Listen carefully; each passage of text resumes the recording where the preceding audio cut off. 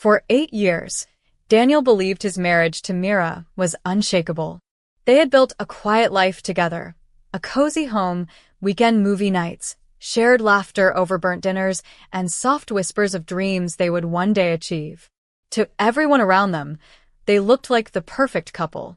But perfection has a way of hiding cracks, and Daniel discovered his one cold evening when Myra's phone buzzed on the table. He wasn't snooping. Curiosity just pulled him in.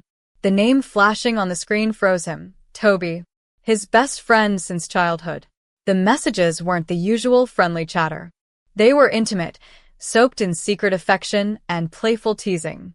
Words no married woman should send another man, especially not to her husband's best friend. Daniel's hand trembled as he scrolled. Every word cut deeper than the last. "You remember that night under the rain?" one message read. Another said, "I wish things were different, Toby. Maybe in another life." His heart pounded. The phone slipped from his fingers. Mira, hearing the thud, entered the room, her face pale when she saw what he was holding. "Daniel, I can explain," she whispered. But he said nothing. Silence filled the space like smoke after a fire. He just stared, trying to piece together where he went wrong. How his best friend and his wife could share something so cruelly beautiful behind his back. That night, Mira cried for hours. Daniel sat across the room, staring blankly at the wall. When she finally spoke, her voice cracked like glass. "Daniel, I made a mistake," she sobbed. "It started innocently, memories from before we met. I didn't mean for it to go this far." He turned slowly, his eyes dull. "How far?" he asked. The silence that followed said everything. She broke down completely. Between sobs, she confessed the unthinkable. She was pregnant, and the child wasn't his. Daniel felt something inside him collapse. But instead of shouting, he stood up quietly and said, "All right." That was all. No anger. No tears. Just that one word. Mira blinked through tears. "All right? That's all you have to say." Daniel nodded slowly. "You're carrying a life, Mira. I won't be the monster in this story." She mistook his calmness for forgiveness. She clung to him, saying, "Thank you, Daniel. I'll make it right. You'll see." He wrapped his arms around her stiffly, eyes distant. Inside, he was making a silent vow, not for revenge, but for balance. If betrayal was their game, then patience would be his weapon. That night, he lay beside her, eyes open until dawn, planning a script he would follow for the next 9 months. The days turned into weeks, then months. Daniel played the part perfectly. He attended doctor appointments, rubbed Myra's back when the nausea hit, and smiled for family photos. "You're glowing, Mira," his mother said one afternoon. Mira smiled shyly and looked at Daniel. "He's been amazing," she replied. Daniel smiled back, every expression rehearsed, every gesture controlled. He had become an actor in his own home. But behind the calm, he was building a case. Each message, each confession, each date, he documented them all in a hidden folder labeled Truth. Sometimes at night, when Mira slept peacefully beside him, Daniel would unlock his phone and replay the recordings. One of them was a call between her and Toby. They laughed. "He has no idea," Toby said. "He's too trusting." Mira chuckled softly. "I feel bad sometimes, but he'll be fine." Daniel listened to that recording more times than he could count, not out of pain, but to remind himself why he couldn't let emotions control him. "This isn't revenge," he whispered to himself. "This is closure." By the 8th month, Mira believed the worst was behind them. She would place Daniel's hand on her belly and smile. "She kicks every time you speak," she said one night. Daniel smiled faintly. "Maybe she likes my voice," he replied. But in his mind, he wasn't imagining fatherhood. He was counting down to revelation. Each kick, each heartbeat reminded him that truth has a time of birth too, and when it arrives, it cries louder than any newborn. The day finally came. The hospital smelled of antiseptic and flowers. Mira screamed in pain, clutching Daniel's hand. "Breathe, Mira, breathe," he said softly, the perfect husband to the end. When the baby's cry filled the room, everyone cheered. But Daniel's heart was quiet. The child had Toby's eyes, Toby's dimples, Toby's smile. The nurse smiled at Daniel and said, "Congratulations, Dad." He nodded politely, hiding the storm beneath his calm. Family members arrived, laughing, taking pictures. Daniel waited, his folder labeled Truth ready on his phone. When the crowd gathered, Daniel cleared his throat. "Can I have a minute?" he said gently. Mira smiled, assuming he wanted to thank everyone. But instead, Daniel connected his phone to the hospital TV. One by one, messages, recordings, and pictures began to appear. The laughter died. Mira froze. Toby's face went pale. A recording played, their voices echoing through the room. Mira broke down, crying uncontrollably. "Please, Daniel, stop," she screamed. But he didn't. He stood tall and said, "You made your choice 9 months ago, Mira. Today, I make mine." Myra's parents stood frozen, unable to meet Daniel's eyes. Her mother's lips trembled. "Mira, tell me this isn't true," she whispered. But Mira could only cry harder, shaking her head, muttering, "I'm sorry, Mama. I'm sorry." Toby stepped forward, trying to explain. "Daniel, listen, it wasn't what you think." Daniel turned sharply. "Wasn't what I think. You laughed about me, Toby. You planned this behind my back." His voice was calm, almost eerily so. The kind of calm that made the truth hurt even more. "You could have had any woman," Daniel continued quietly, "but you chose to betray the one person who trusted you most." The hospital room was silent except for the soft cries of the baby. Daniel glanced at the child for a long time. Then he leaned close and whispered, "You didn't ask for this. You deserve peace." He looked up at Mira one last time, then reached into his bag and pulled out a brown envelope. He placed it gently on the bed beside her trembling hands. "These are the divorce papers," he said. "Signed weeks ago. I just waited for the right day." Mira gasped, clutching the papers. "No, please, Daniel, we can fix this. I made a mistake, but I love you." Daniel shook his head. "Love," he said softly. "Love doesn't hide. It doesn't lie. It doesn't make a fool of the person who gave up everything for it." He turned to Toby. "And you, my brother in everything but blood. You taught me one last lesson today. Some people don't deserve a second chance." Toby tried to speak, but the words caught in his throat. He looked down, shame written across his face. Mira kept sobbing, her tears soaking the divorce papers. Daniel picked up his jacket and stood at the door. "I'm done pretending," he said simply. Mira reached for him, but he stepped back. "Daniel, please. Don't do this to our child." He paused. "Your child, Mira. You made that choice." Her sobs filled the hallway as he walked away. Every step felt like lifting a mountain off his chest. For the first time in months, his breathing felt free, his heart lighter. As he reached the elevator, a nurse called after him, "Sir, aren't you going to hold the baby?" He smiled faintly. "No," he said. "He already has a father." Outside the hospital, the night air was cool and sharp. Daniel stood under the streetlight for a moment, letting the reality settle. His phone buzzed with messages, some from family, some from unknown numbers already whispering about what had happened.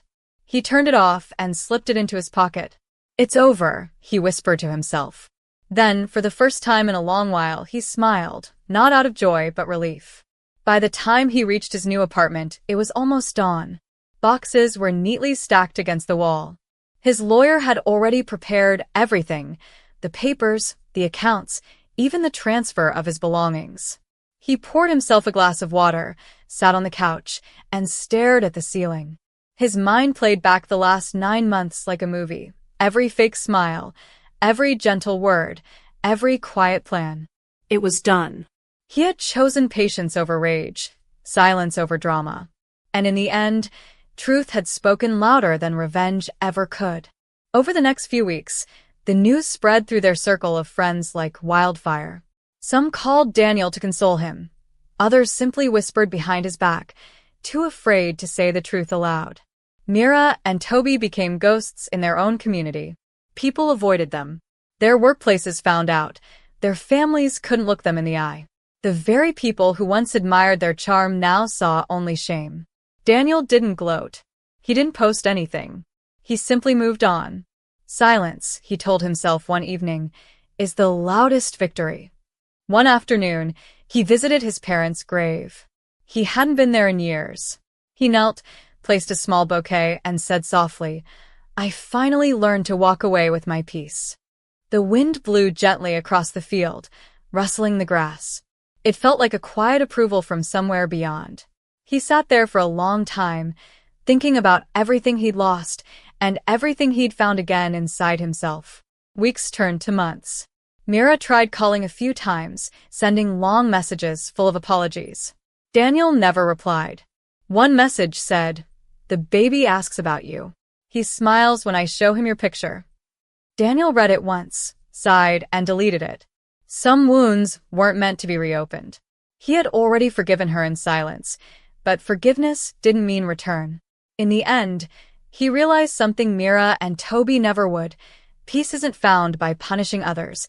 It's found by freeing yourself. Daniel began to rebuild his life from scratch. He switched apartments, changed his number, and even started a new job in a smaller firm outside the city. At first, the silence was strange. No arguments, no questions, no forced smiles. Just him and his thoughts. But soon, that silence became comforting, like a friend who didn't ask too many questions. Every morning, he brewed his coffee, opened his window, and watched the sunrise. New beginnings, he whispered to himself each day. Slowly, the bitterness that once clouded his heart began to fade. Sometimes, memories of Mira came uninvited, her laughter echoing in his mind, her voice calling his name. But he no longer felt pain, only distance.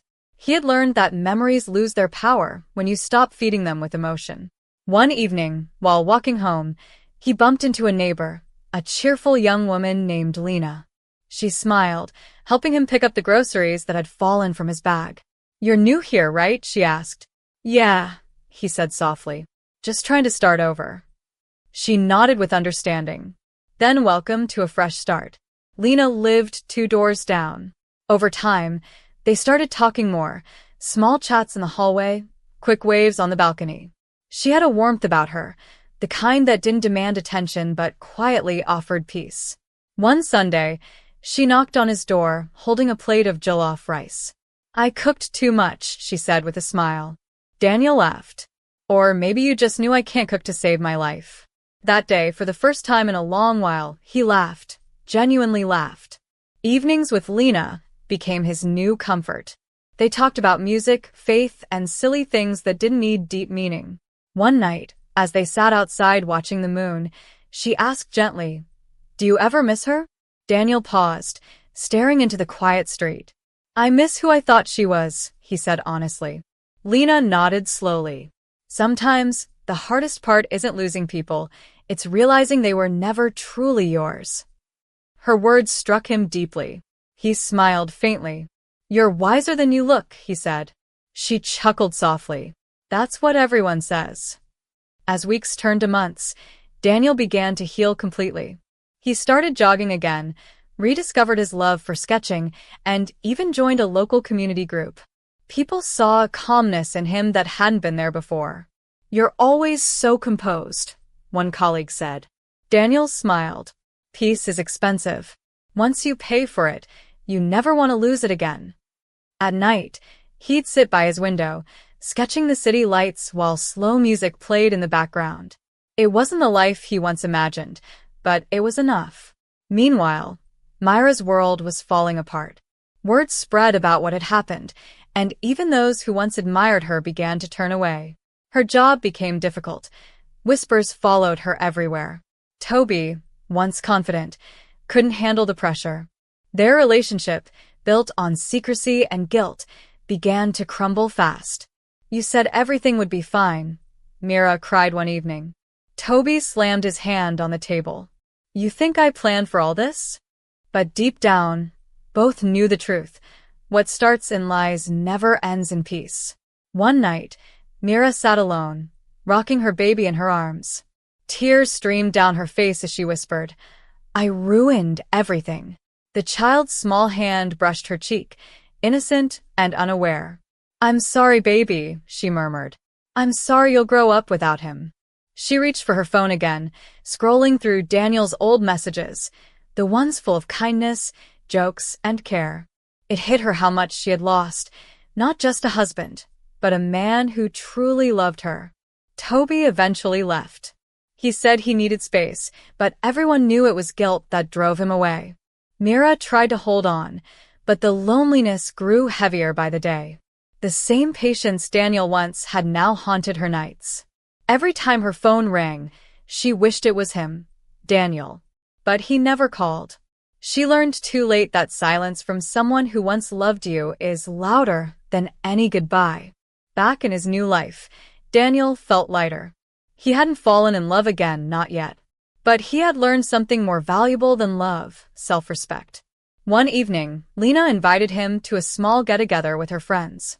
There was laughter, soft music, and the smell of roasted corn in the air. For the first time, Daniel felt like he belonged again. As he looked around at the smiling faces, he whispered, "I'm home."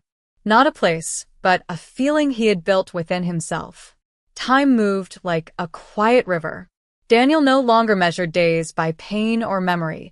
He simply lived. One morning, he sat by the cafe window near his office, sipping coffee when Lena walked in, carrying a file. "Fancy meeting you here," she teased. He laughed. "Are you following me now?" She smirked. "Maybe.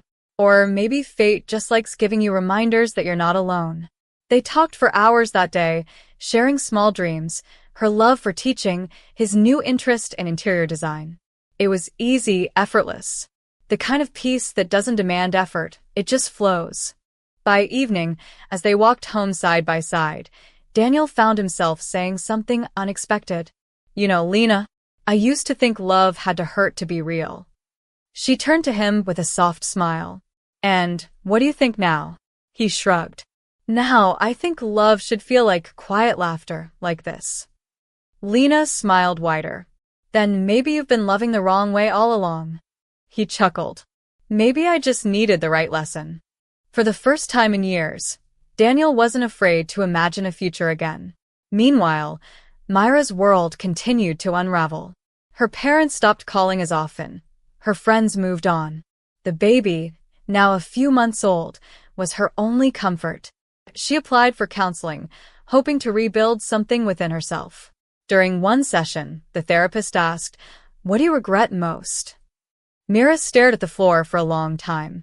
"Not the affair," she said quietly, "but breaking the one person who never raised his voice at me, not even when I deserved it." Tears fell freely. "He didn't punish me. He just let life do it." Her therapist nodded. "Sometimes silence is the loudest form of consequence." Mira nodded weakly. "Do you think he'll ever forgive me?" The therapist sighed. "Maybe he already has, but forgiveness doesn't mean return." Those words stayed with her long after the session ended. That night, she wrote a long letter. Not to win him back, but to apologize.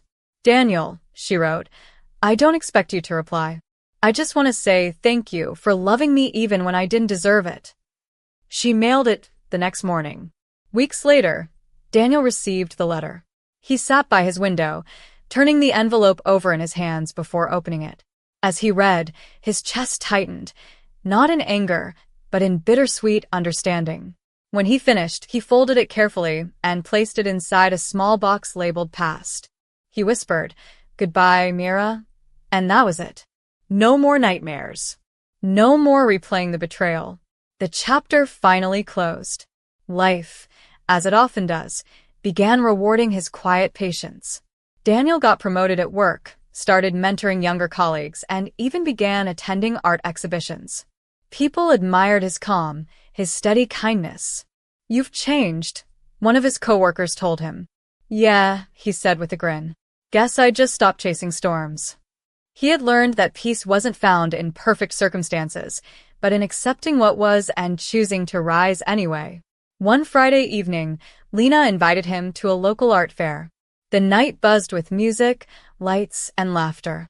She held his hand as they walked through the crowd, and he didn't pull away. "You're smiling a lot these days," she said playfully. "Maybe you're the reason," he replied. She laughed, eyes shining. Maybe I'm just the reminder. That night, under the soft glow of lanterns, Daniel realized something simple yet profound. Healing isn't forgetting, it's remembering without pain. From then on, things unfolded naturally. There were no confessions, no rushed feelings, just steady friendship that slowly deepened into something real. One Sunday morning, Lena joined him for breakfast. She watched him pour coffee and said, "You know, you look peaceful." Daniel smiled. "Peace looks better on me than heartbreak ever did." She laughed. "That's a quote." He winked. "Then you can quote me." The laughter filled the kitchen, bouncing off the walls like sunlight. Elsewhere in the city, Mira sat by the window, watching her baby take his first steps. He giggled, wobbling toward her. "Come on, little one," she said with tears in her eyes. Despite everything, she had found a small purpose again. Her therapist once told her, life always finds a way to humble and heal. She now understood that. She whispered softly, "Maybe one day, I'll forgive myself the way he did." The baby laughed, and for the first time in months, she smiled. Not from joy, but from the relief of finally accepting her truth. Months passed, and Daniel's new life began to feel like a quiet song.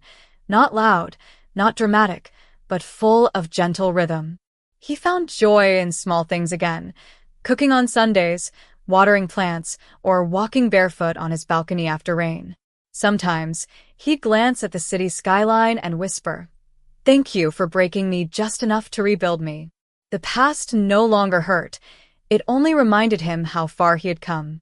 One evening, Lena joined him on the balcony. The sunset painted the sky orange and pink. "You ever think about the past?" she asked. Daniel smiled. "Only when I need to measure how much I've grown." She leaned against the railing beside him. "You've changed, Daniel."